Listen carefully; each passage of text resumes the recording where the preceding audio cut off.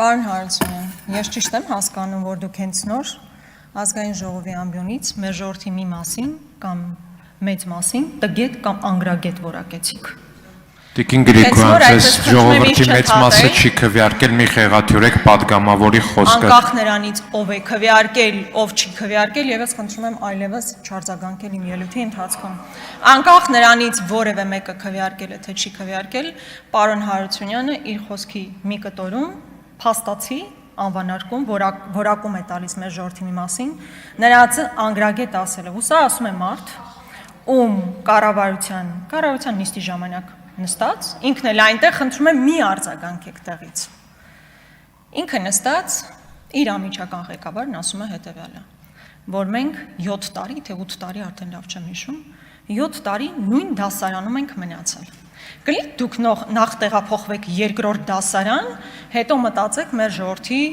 ավելի լավ կրթություն ստանալու մասին։ Հետո իհարկե ես շատ լավ զգում եմ, որ դուք ուզում եք դառնալ համապատասխան կառույցի ղեկավարը, դրա համար ամեն ինչ անում եք, այստեղ այդ հայտարարությունները հնչեցնում եք, ու ինչ ասում պարոն Հարությունյան, ասում են դա երևի ամենաոչ թափանցիկ կառույցներից մեկն է, այսինքն ձեր գնալուց հետո դա միայն ու միայն ձեր անձով պայմանավորված, այդ կառույցը կլինի թափանցիկ, ինչը շատ հետաքրքիր է։ Սիրելի հայրենակիցներ, կարծում եմ ամենակարևոր ոլորտներին առնչվող հանձնաժողովի ղեկավարի ընտրության հարցն ենք քննարկում,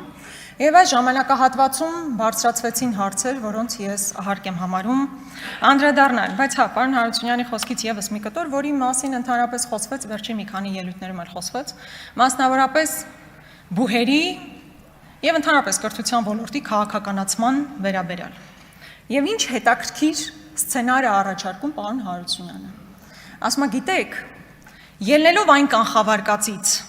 որ նախորդ իշխանության ներկայացուցիչները եւ իրենց ձեռքերը կարող էին վերցնել գիտական ուսումնական հաստատությունները, պետական բուհերը, որոշեցինք մենք դա վերցնենք, որպեսզի բուհերը չքաղաքականացվեն։ Լավ, կարելի է այսպիսի պրիմիտիվ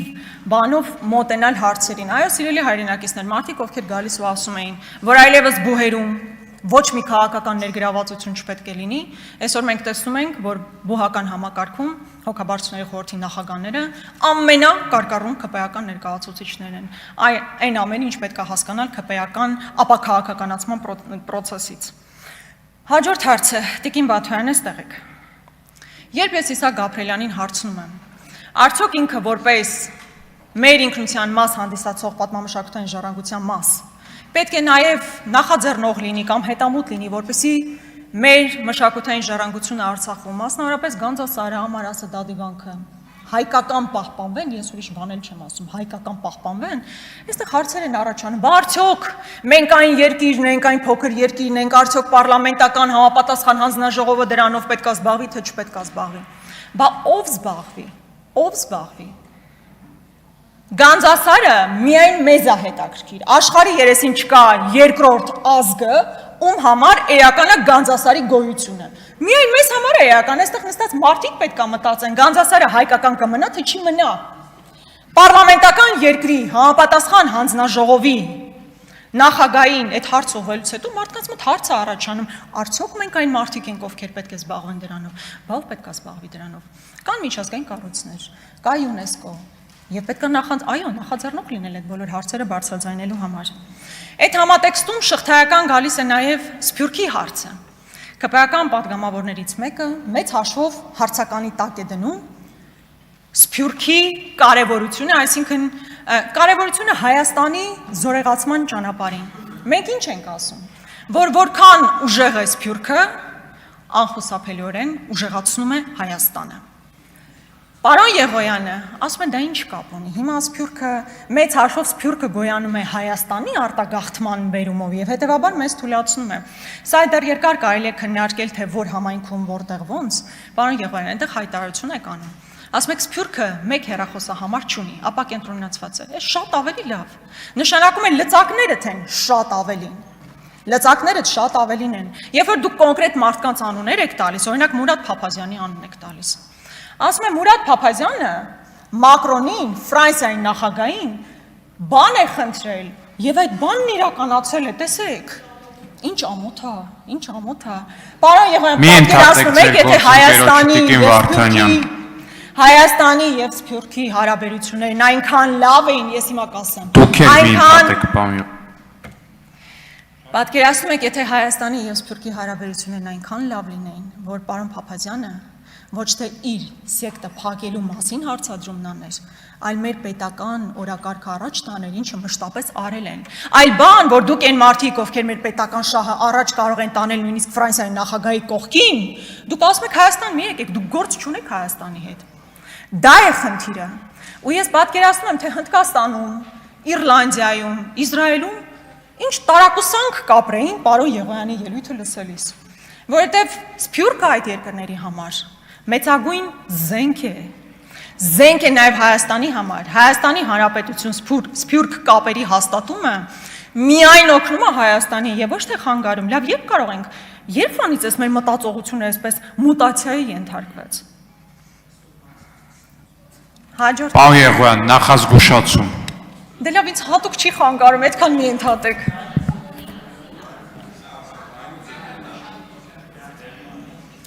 Հաջորդը։ Իմ հարցադրման ժամանակ ես անդրադարձա նաև մանկավարժական ստաժին եւ ատեստացիան համակարգին, ես խորապես համոզված եմ, որ այն ուսուցիչները, ովքեր 15 տարվա մանկավարժական ստաժ ունեն, իրենք պետք է համարվեն ավտոմատ ատեստավորված եւ համապատասխանաբար աշխատավարձը բարձրացած, բայց նաև պետք է առաջարկեն, որ շարունակաբար տանեն մասնագիտական վերապատրաստումների աշխատանք, այսինքն նրանց վերապատրաստումները պետք է կրեն ոչ թե աշխատավարձի բարձրացման նպատակ, այլ ուղղակի մասնագիտական գիտելիքների վերազինման եւ ավելի լավ աշխատանքի կազմակերպման բնույթ։ Նման օրենքի նախագծով մենք նաև կներկայանանք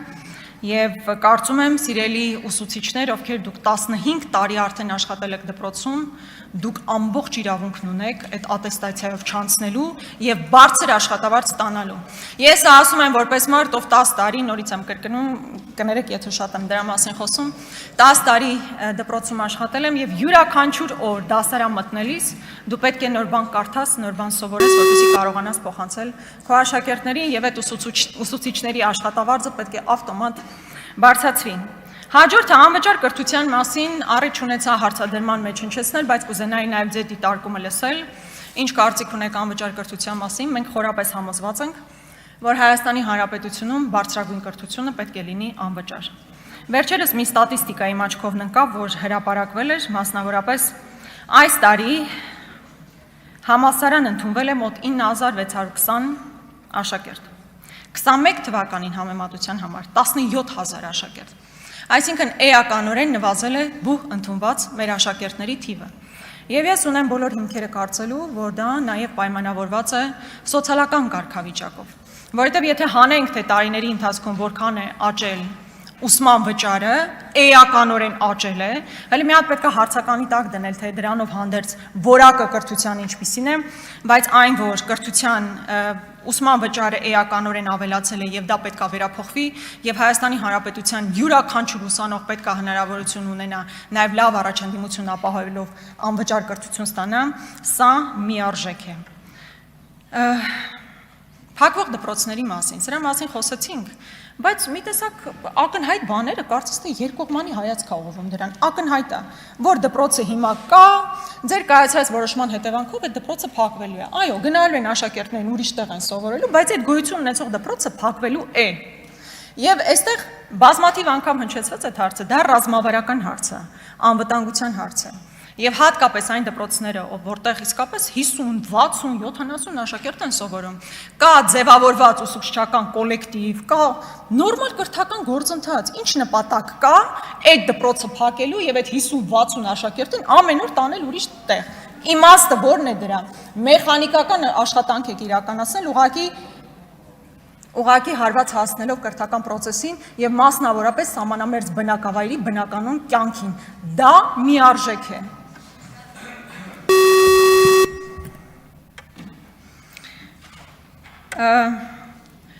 Կարծում եմ այսքանը,